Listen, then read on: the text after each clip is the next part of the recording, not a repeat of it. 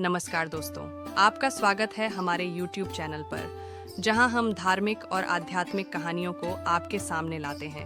आज हम बात करेंगे उस महापर्व की, जो लाखों भक्तों के लिए आस्था, शक्ति और श्रद्धा का प्रतीक है, छठ महापर्व। और इसके साथ जुड़ी एक चमत्कारी कथा जो आपको हैरान कर देगी और आपके विश्वास को और मजबूत करेगी। मेरे प्यारे दोस्तों, चैनल पर पहली बार है तो लाइक और सब्सक्राइब कर लें। चलिए शुरू करते हैं। छठी मैया का पर्व मुख्यतः बिहार, उत्तर प्रदेश, झारखंड और नेपाल में बड़े धूमधाम से मनाया जाता है।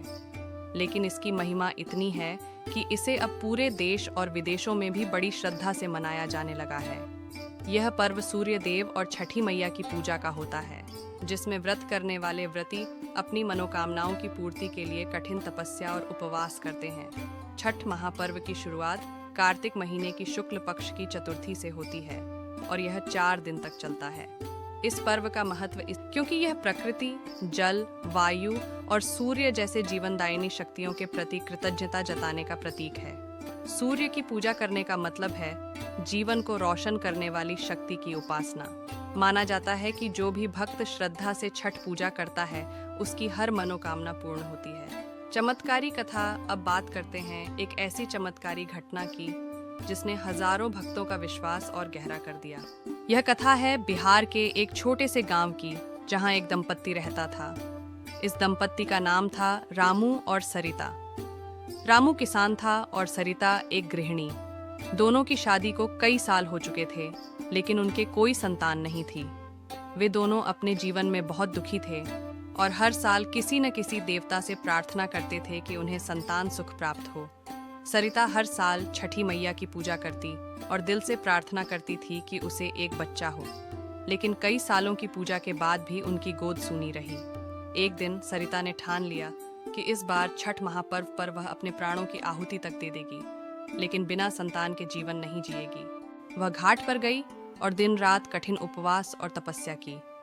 उसने अपनी पूरी श्रद्धा और विश्वास के साथ छठी मैया से अपनी मनोकामना मांगी।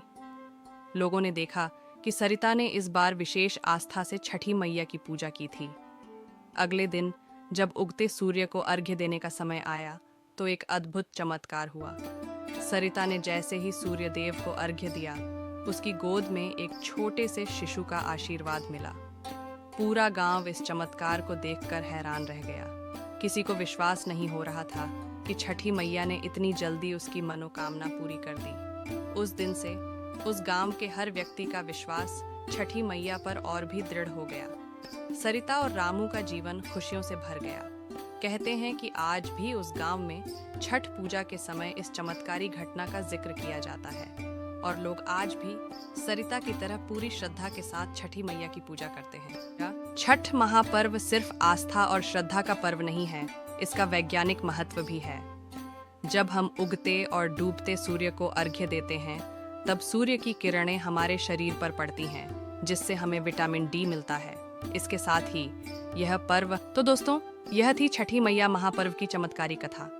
यह पर्व हमें सिखाता है कि यदि हम पूरी श्रद्धा और विश्वास के साथ किसी चीज की प्रार्थना करते हैं, तो हमारी हर मनोकामना पूरी हो सकती है। छठी मैया का आशीर्वाद हर भक्त पर बना रहे और उनकी हर मुराद पूरी हो। अगर आपको ये वीडियो पसंद आई हो तो इसे लाइक और शेयर जरूर करें। और हाँ, हमारे चैनल को सब्सक्राइब करना ना भूलें, ताकि आप इसी तरह की धार्मिक और प्रेरणादायक कहानियों से जुड़े रहें। धन्यवाद। जय छठी मैया।